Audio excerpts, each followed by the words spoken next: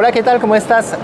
Je suis au MIT, au salon du taf. Alors, salon du taf, qu'est-ce que c'est? C'est le salon du travail, mais aujourd'hui, trouver du travail, ça veut aussi dire peut-être se former vers un nouveau travail. Et peut-être que vous êtes une femme ou une jeune femme et que vous ambitionnez et que vous regardez d'un œil là comme ça en coin, vous dites, mais si le métier du bâtiment, c'était pour moi. Mais c'est ce dont on va parler avec mon ami Denis, puisque il a formé des filles qui travaillent aujourd'hui dans mon entreprise et on va voir ensemble qu'il y a des métiers du bâtiment qui sont absolument ouverts aux femmes. Donc sur tous les métiers, je peux avoir donc des femmes qui s'insèrent dans l'acquisition de compétences sur tel ou tel métier. Aujourd'hui, on a des femmes dans le bâtiment. On va être très clair, on en a trop peu.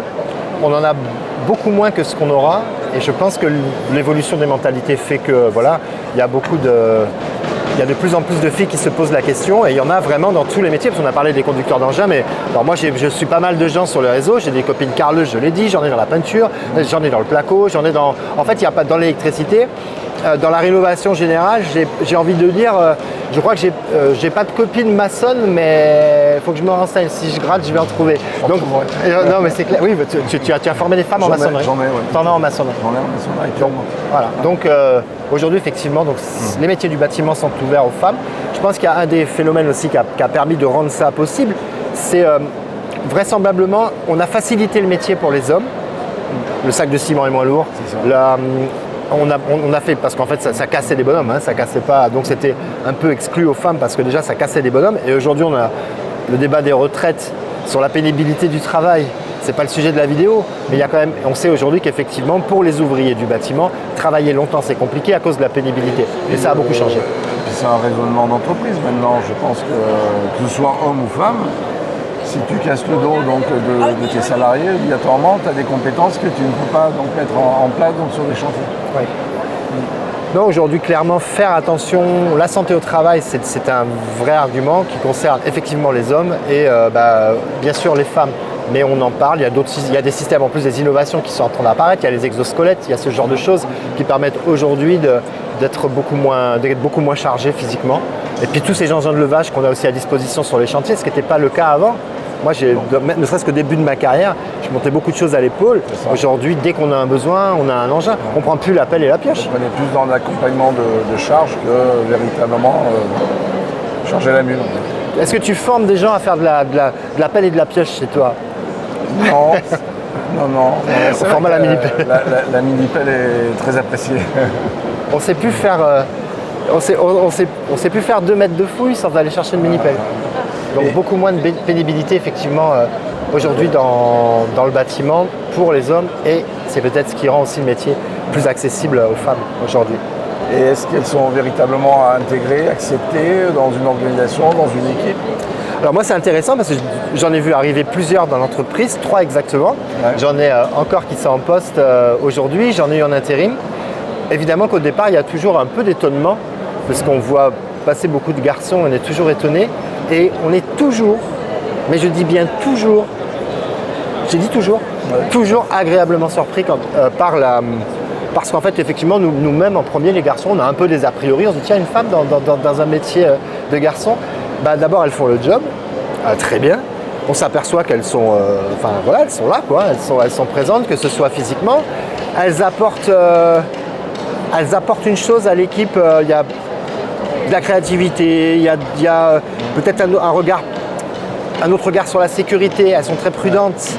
Il faut être prudent aujourd'hui. Et justement, il n'y a pas par rapport à la sécurité, les garçons sont un peu machos, elles n'ont pas ce truc. Donc elles vont être plus dans la prévention. Et moi, je trouve qu'aujourd'hui, avoir des femmes dans les équipes, c'est une vraie valeur ajoutée. Donc chez nous, non seulement elles ont été bien intégrées, surpris au départ, puis agréablement surpris, parfaitement intégrées. Aujourd'hui, c'est même plus un sujet. D'accord. Ok. Donc pas de difficultés techniques que tu as constatées dans les tâches qui sont mises à mettre en place en fait, donc quotidiennement? Aucune différence techniquement entre une femme et un garçon, absolument aucune. Dans mon métier de la charpente couverture, de la zinguerie, aucune différence. Je veux dire, à compétence égale, je ne peux pas dire ça a été fait par un garçon, ça a été fait par une fille. Il n'y a absolument aucune différence. Heureusement, non, aucune différence. Je te remercie, monsieur Retour. Non, c'est vrai. Super. Ouais. Non, c'est top. Bien sûr. Bien sûr, elles viennent de chez Denis, les 3 filles que j'ai chez oui, moi. c'est vrai qu'elles viennent de chez moi, ouais. Donc, mais bon. Non, Mais il fallait trouver l'entreprise qui s'insère donc non, mais c'est vrai. Générique. Mais je vois de plus en plus de femmes sur les chantiers quand on vite, que ce soit sur les tâches quotidiennes ou que ce soit, c'est vrai, sur des engins, de plus en plus, des grutières, on va changer maintenant la terminologie. Hein. Ouais, bien sûr, bien sûr. C'est ça. Et puis bon, il y a cette finesse donc, de travail. C'est vrai que sur le bâti ancien, par exemple, moi je l'ai constaté en formation où tu parlais de créativité, tu parlais de finesse. C'est sûr, on est un peu plus bourrin, je crois, que la gente féminine et qui a vraiment travaillé et qui a peut-être une vision peut-être un peu plus pointue sur certains aspects qui demandent de se poser des questions. Absolument. Mais attention, ça bosse. Moi, j'ai une copine qui est carreleuse à Fronton, que je vois dans les réseaux. Mais quand il faut envoyer la chape, ça rigole pas. Oui, bien sûr. Oui. Elles sont là. Je veux dire, elles sont présentes aussi physiquement. Ce que je trouve, et ce que j'ai pu constater, c'est que ce ne sont pas des femmes qui viennent au bâtiment parce qu'elles n'ont pas trouvé du travail ailleurs.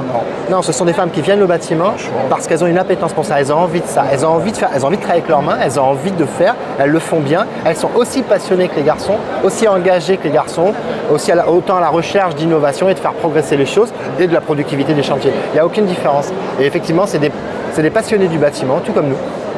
Oui, et puis quand on rénove une maison, là on parle de bricolage. Ça sert et sont actives. C'est clair. On en voit beaucoup en grande surface de bricolage quand on pousse le chariot. Il n'y a pas que des garçons. Effectivement, il y a aussi des filles. Tout à fait. Je te remercie beaucoup, Laurent, pour ton intervention. Avec grand plaisir. À Salon bientôt. du taf, donc 2 jours. Venez, on a un espace de démonstration. Donc profitez. Ça permet de voir en situation les stagiaires, quel que soit le centre de formation dans lequel ils sont. Ils sont là, ils sont présents. On a vu ça. Et puis chacun a son histoire, c'est ça qui est intéressant. Tu as eu l'occasion de rencontrer 2 couvreurs, chacun s'est rentré dans leur histoire, dans leurs envies. Il y a de la passion derrière, ça c'est super intéressant.